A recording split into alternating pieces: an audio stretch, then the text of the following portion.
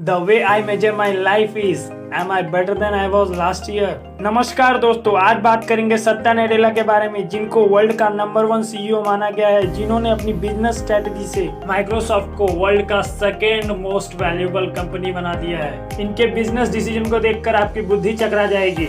इसका छोटा सा उदाहरण यह है कि रिसेंटली माइक्रोसॉफ्ट ने मार्केट कैपिटलाइजेशन में एप्पल को भी पीछे छोड़ दिया है। तो कैसे किया इन्होंने ये सब, कैसे इन्होंने इतनी शांति में क्रांति मचाई है, तो जानेंगे आज के इस वीडियो में। तो चलिए वीडियो को स्टार्ट करते हैं। सत्या नडेला का जन्म 19 अगस्त 1967 को हैदराबाद के एक तेलुगु फैमिली में हुआ। आपके पिता युगेंद्र जी एक आईएएस ऑफिसर थे और आपकी माँ प्रभावती नडेला जी वो एक संस्कृत की टीचर थी।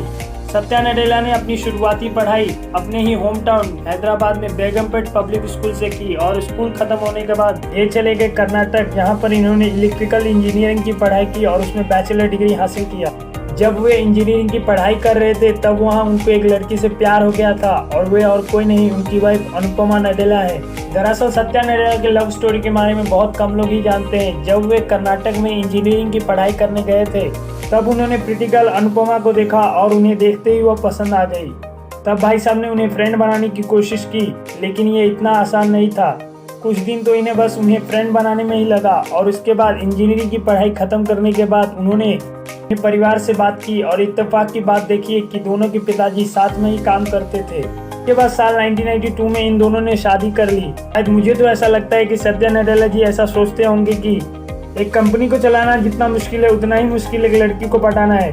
तो चलिए जोक सब आगे बढ़ते हैं इस वीडियो में। इसके बाद सन 1996 में उन्होंने बिजनेस की जानकारी के लिए शिकागो यूनिवर्सिटी से MBA की पढ़ाई की और पढ़ाई खत्म करने के बाद उन्होंने अपने काम की शुरुआत सन माइक्रोसिस्टम, जो कि एक टेक्नोलॉजी कंपनी थी, वहां पर उन्होंने कुछ महीने काम किए और उसके बाद सन 1992 में उन्होंने माइक्रोसॉफ्ट को ज्वाइन किया और साल 2001 में माइक्रोसॉफ्ट ने सत्या नडेला को माइक्रोसॉफ्ट बी सेंट्रल और माइक्रोसॉफ्ट बिजनेस सॉल्यूशन का वाइस प्रेसिडेंट बना दिया। इसके बाद इनके काम को देखकर साल 2014 में स्टीव बामर के रिजाइन होने के बाद इनको माइक्रोसॉफ्ट का CEO बना दिया गया। सत्या नडेला के हाथ में माइक्रोसॉफ्ट की बागडोर आई तब इन्होंने माइक्रोसॉफ्ट को फ्रंट से लीड किया और नंबर इस तरह बदले कि बड़े बड़े बिजनेस लीडर के होश उड़ गए। पहला तो यह है कि माइक्रोसॉफ्ट शेयर का प्राइस ट्रिपल हो गया और सत्या नडेला ने 2014 से 2018 के बीच अपने शेयर होल्डर को 27% का रिटर्न लाके दिया। इतना ही नहीं, सत्या नडेला ने महज 5 सालों में ही माइक्रोसॉफ्ट को $1 ट्रिलियन कंपनी बना दिया। उसके बाद साल 2021 में, बस 2 साल के बाद भाई साहब, साल 2021 में माइक्रोसॉफ्ट के मार्केट कैपिटलाइजेशन को डबल कर दिया, मतलब कि $1 ट्रिलियन की कंपनी को $2 ट्रिलियन कंपनी में बदल दिया। तो अब आती है आपके काम की बात, जरा हाथ आगे लाइए। हाँ, आपको ही बोल रहा हूँ, हाथ आगे लाइए और पूछिए कैसे किया इन्होंने। अब बात करेंगे सत्या नडेला के वे पावरफुल बिजनेस स्ट्रेटजी, जिससे आप अगर बिजनेस करते हैं या फिर करने वाले हैं तो आपको इससे बहुत हेल्प मिलेगी। इससे पहले सत्या नडेला की एक छोटी सी स्टोरी मैं आपके साथ शेयर करना चाहता हूँ। दरअसल जब सत्या नडेला कॉलेज में थे तब उन्होंने अपनी दादी जी से पूछा, दादी जी बताइए आपके हिसाब से सक्सेस का सही अर्थ क्या होता है। तो उस पर उनकी दादी जी ने यह जवाब दिया कि सक्सेस का सही मतलब यह है कि जब आप अपने जीवन के पुराने दिनों को याद करते हैं तो कितने ऐसी यादें आपने क्रिएट की जिसको याद करते हुए आप अभी स्माइल करते हैं। यह बात बहुत पसंद आई और मैं आपसे भी विनती करता हूँ कि आप हमेशा छोटी छोटी बातों में अपनी खुशियाँ ढूंढिए, उन पर खुश होइए, मुस्कुराइए, अपने फैमिली के साथ शेयर कीजिए। तो चलिए अब बात करते हैं पहली स्ट्रेटेजी के बारे में। Collaboration is better than competition. आपने यह तो सुना ही होगा कि एप्पल और माइक्रोसॉफ्ट दोनों के बिगेस्ट राइवलरीज हैं। मतलब कि एप्पल ना तो कोई माइक्रोसॉफ्ट का प्रोडक्ट यूज करता है, ना ही माइक्रोसॉफ्ट एप्पल का प्रोडक्ट यूज करता है। मतलब कि एप्पल के आईपैड पे विंडोज नहीं मिलता। क्या बात समझ में आती है? बात यह है कि जो व्यक्ति एप्पल का प्रोडक्ट यूज करता है वह चाहकर भी माइक्रोसॉफ्ट का कोई प्रोडक्ट यूज नहीं कर सकता। यहीं पर आकर सत्या नडेला ने गेम चेंज कर दिया। उन्होंने कहा, if I not partner I would not grow. उन्होंने एप्पल के साथ हाथ मिला लिया, जिसके कारण माइक्रोसॉफ्ट ने रैपिडली ग्रो किया और नए नए कस्टमर को अक्वायर किया। तो इससे हम क्या सीख सकते हैं? हम यह सीख सकते हैं कि अगर हमारा कोई कॉम्पिटिटर है जो हमें तगड़ी कंपटीशन दे रहा है तो क्या हम उसके साथ कोलैबोरेशन कर सकते हैं, जिससे हम अपने कस्टमर को तो अपना प्रोडक्ट बेच ही रहे हैं, साथ ही साथ उसके कस्टमर को भी अपना प्रोडक्ट बेच सकते हैं। तो कैसी लगी यह स्ट्रेटेजी? अगर अच्छी लगी है तो वीडियो को लाइक कर दीजिए और सब्सक्राइब करना मत भूलिएगा। तो चलिए आगे बढ़ते हैं। अब बात करते हैं दूसरी स्ट्रेटेजी के बारे में। दूसरा है culture of the company. Bill Gates के जाने के बाद मानो कि माइक्रोसॉफ्ट एक बोरिंग कंपनी हो चुकी है। लोग वहाँ काम ही नहीं करना चाहते हैं। लोग एप्पल और गूगल की तरफ शिफ्ट हो रहे हैं। मानो कि माइक्रोसॉफ्ट नीचे की तरफ जा रहा है और एप्पल और गूगल आगे बढ़ते जा रहे हैं।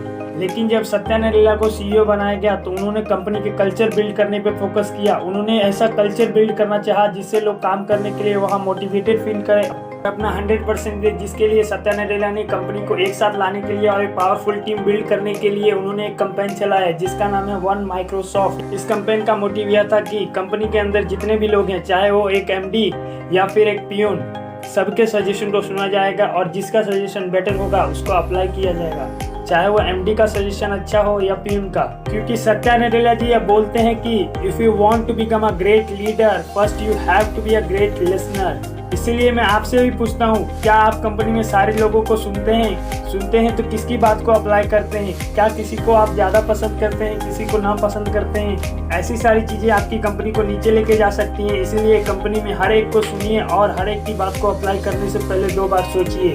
बात करेंगे तीसरी और सबसे पावरफुल स्ट्रेटेजी के बारे में, जो कि यह है कि if you are right don't step back. बात दरअसल ऐसी है कि अगर आप सही हैं तो डरिए मत और गलत है तो लड़िए मत। बात उन दिनों की है जब माइक्रोसॉफ्ट ने नोकिया को 7 बिलियन में अक्वायर किया था। उस समय स्टीव बामर जो माइक्रोसॉफ्ट के सीईओ थे, उनको यह इन्वेस्टमेंट बहुत अच्छी लगी और कंपनी में सभी लोग को ऐसा लग रहा था कि यह इन्वेस्टमेंट अच्छी है। लेकिन एक अकेले सत्या नडेला ही ऐसे थे जिन्होंने इस पर खुलकर बोला कि यह इन्वेस्टमेंट हमारे लिए लॉस के सिवा और कुछ नहीं है, क्योंकि नोकिया एक ओल्ड कंपनी है, ओल्ड टेक्नोलॉजी है।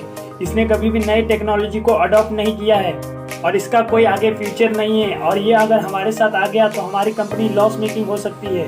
ये चलकर यही हुआ और सत्या नडेला की बात सच हो गई और माइक्रोसॉफ्ट को लॉस का सामना करना पड़ा। तो हम इससे क्या सीख सकते हैं? हम यह सीख सकते हैं कि अगर हम किसी कंपनी के एम्प्लॉय हैं और हमें कोई चीज़ गलत लगती है और हमें ही नहीं कंपनी के सारे एम्प्लॉय को वो चीज़ गलत लगती है तो हमें उस पर आवाज़ उठानी चाहिए। ये थे सत्या नडेला की कुछ बिजनेस स्ट्रेटेजी जिनको अप्लाई करके इन्होंने इतनी बड़ी सक्सेस हासिल की। बात करने जा रहे हैं सत्या नडेला के वे 3 एडवाइस जो हर एक स्टार्टअप को सुननी चाहिए। पहला है what is the meaning of the company, मतलब कि आप जो कंपनी स्टार्ट करने जा रहे हैं उसका मीनिंग क्या है। What is the purpose of your company, आप कंपनी क्यों स्टार्ट कर रहे हैं। और वे ये भी कहते हैं कि किसी भी कंपनी का पर्पस प्रॉफिट कमाना नहीं होता। जो दूसरा है व्हाई योर कंपनी एग्जिस्ट, मतलब कि आप कौन सी सर्विस ऐसा प्रोवाइड कर रहे हैं जिसके लिए लोग आपको पैसे देंगे। तीसरा और सबसे important, love what you do, मतलब आप जो करना चाहते हैं उसमें हमेशा आपका पैशन होना चाहिए, ये नहीं कि दूसरे को देखकर आप वही चीज करने लगे। आई होप आज की वीडियो हुई होगी धमाकेदार। अगर चैनल पर आए हैं पहली बार तो सब्सक्राइब के बटन पर कर दीजिए वार। सब्सक्राइब करना तो बस एक बहाना है, आपसे जुड़े रहने की हमारी मनोकामना है। ऐसे ही हंसते रहें, मुस्कुराते रहें और जीवन में जो चीज करना चाहते हैं करते रहें। मिलते हैं नेक्स्ट वीडियो में। Thank you.